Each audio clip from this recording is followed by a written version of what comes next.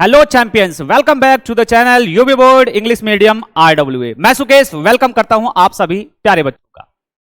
क्या आपने कभी सुना है I am knowing the answer, या आपने कभी सुना हो आई एम लविंग यू? ठीक है जी, ऐसी बात तो आपने कभी नहीं सुनी होगी। ठीक है, लेकिन क्या ये सही है, क्या ये गलत है? आइए इस वीडियो के थ्रू, यानी कि नो लाइक लव, इसका सीक्रेट क्या है, इन सारी बातों को क्या करते हैं आज के इस क्लास से बिल्कुल सीख करके चलते हैं कि सर ऐसा यानी कि आई एम लविंग यू क्यों नहीं कहा जाता या क्यों नहीं बोला जाता। Are you ready my dear champions?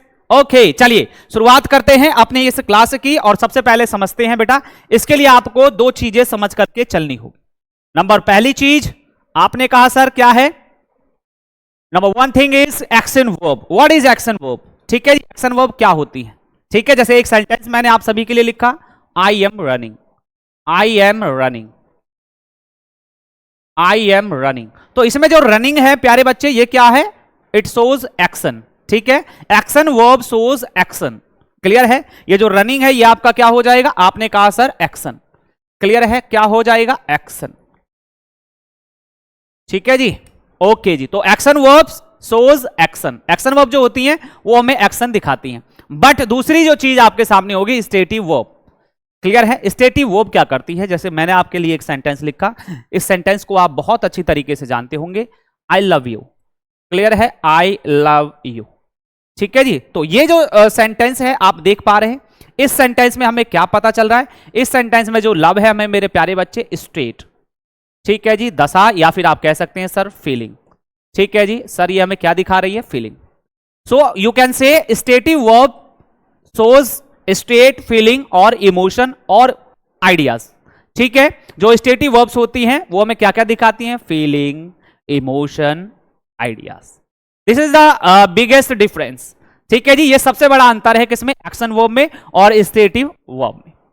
ठीक है जी, दैट्स वाई आपने देखा होगा कभी भी मेरे प्यारे बच्चों आईएनजी इनके साथ नहीं लगती। किनके साथ में? स्टेटिव वर्ब्स के साथ, है ना? तो एक नोट यहां पर प्यारा सा बनता है, एक छोटा सा प्यारा सा नोट। वो क्या है? We can not add ING, ठीक है, इन स्टेटिव वर्ब्स। यानी कि हम स्टेटिव वर्ब्स में आईएनजी का यूज नहीं कर सकते। बस इस बात को आपको याद रखना है। And this is the secret of love, no and like. Okay, चलिए चलते हैं और वर्ड्स के थ्रू इन चीजों को हम वन बाय वन करके समझते हैं। ठीक है जी, और कैसे इनके हम स्पेलिंग बनाएं, कैसे इनका सेंटेंस बनाएं, ये बात भी हम इस वीडियो में सीख रहे होंगे।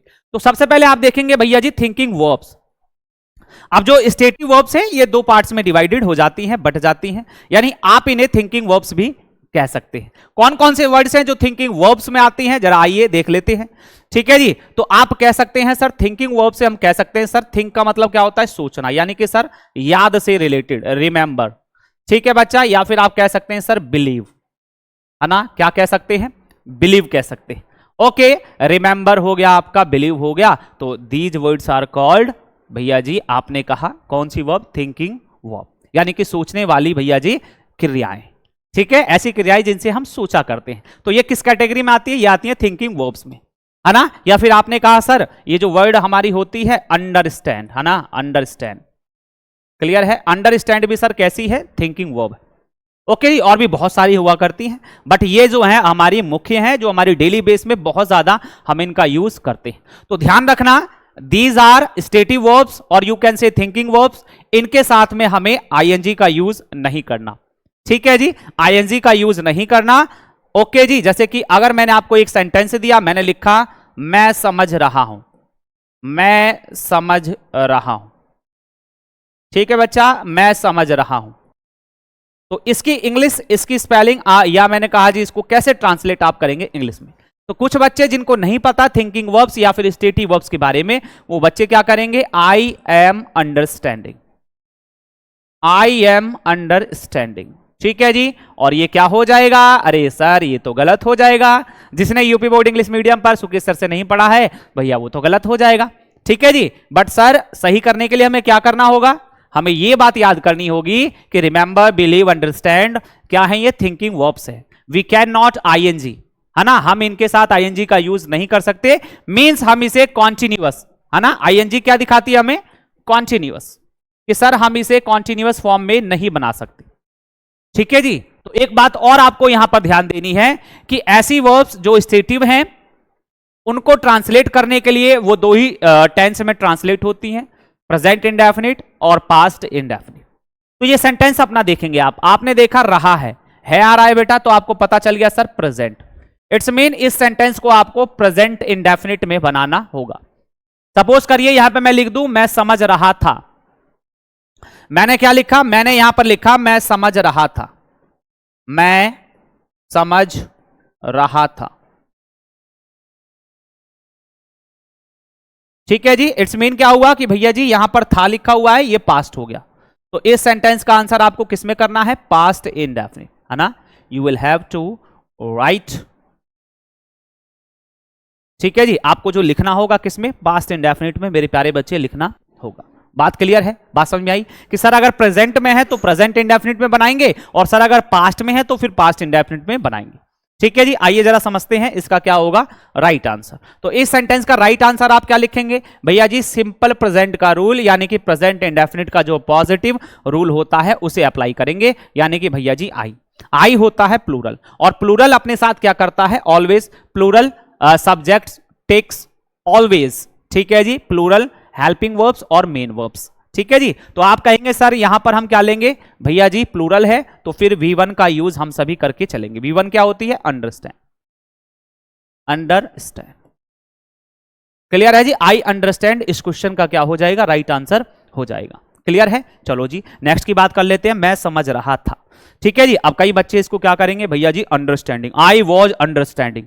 क्लियर है। और ये सेंटेंस क्या हो जाएगा, गलत।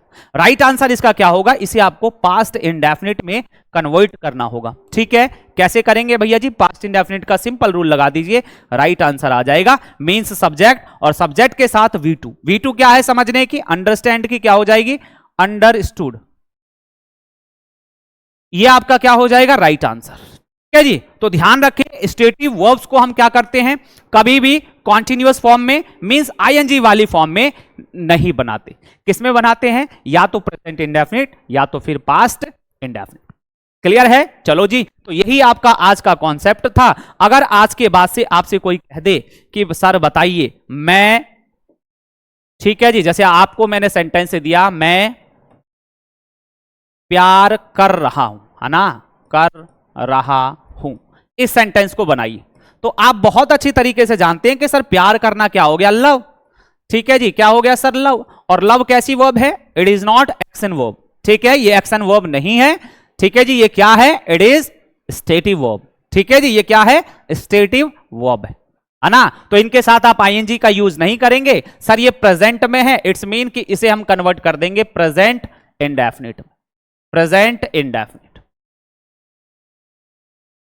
ठीक है जी। प्रेजेंट इंडेफिनिट में बात समझ में आई। तो प्रेजेंट इंडेफिनिट का आप यहां पर रूल लगा देंगे, आपका राइट आंसर हो जाएगा। यानी कि आप इसको क्या कहते हैं, आपने सुना ही होगा, आई लव यू। ठीक है। अगर वह प्यार कर रहा है तो भैया आप क्या लिख देते, ही लव्स आपको, तो ही लव्स यू। ठीक है। क्योंकि भैया सिंगुलर आपकी जब सब्जेक्ट होती है तो यहां पर V5 का हम यूज करते हैं। क्लियर है। प्लूरल के साथ V1। ओके जी। तो ये आपका कॉन्सेप्ट था आज का स्टेटिव वर्ब्स का, जो कि कौन कौन सी वर्ब होती है, एक बार फिर से मैं आपको रिमाइंड करा दूंगा कौन कौन सी वो वर्ड्स होती हैं, तो इनको आप याद रखेंगे। सबसे पहले हमने देखा सर नो, नो भी होता है ना, नो के साथ कभी भी आईएनजी का यूज आप नहीं कर सकते। सेम लव के साथ, सेम ऐसे ही आप कह सकते हैं सर अंडरस्टैंड। ठीक है जी। सर अंडरस्टैंड हो जाएगा। ऐसे ही आप बिलीव लिख सकते हैं। फिर प्यारे बच्चों रिमेंबर, हेट। ठीक है जी। और ETC। तो ये कुछ क्या है इंपॉर्टेंट वर्ड्स हैं जिनका यूज आप डेली बेस लाइफ में माय डियर चैंपियंस करते हैं। आई होप आज की इस वीडियो से आपको बहुत कुछ समझ में, यानी कि स्टेटिव वर्ब्स के बारे में पता चला होगा। इनको कभी भी आपको आईएनजी का यूज नहीं करना। ठीक है जी। और अगर ये वीडियो आपको पसंद आई हो तो मेरे प्यारे बच्चे लाइक करें, शेयर करें, और माय डियर कमेंट में जरूर मुझे लिख करके बताएं कि सर नो और सर क्या है हमारा लव का जो कॉन्सेप्ट है क्लियर। ठीक है जी। लव का कॉन्सेप्ट, नो का कॉन्सेप्ट बिल्कुल क्या है, क्लियर है। We will meet in our next video. Till then जय हिंद।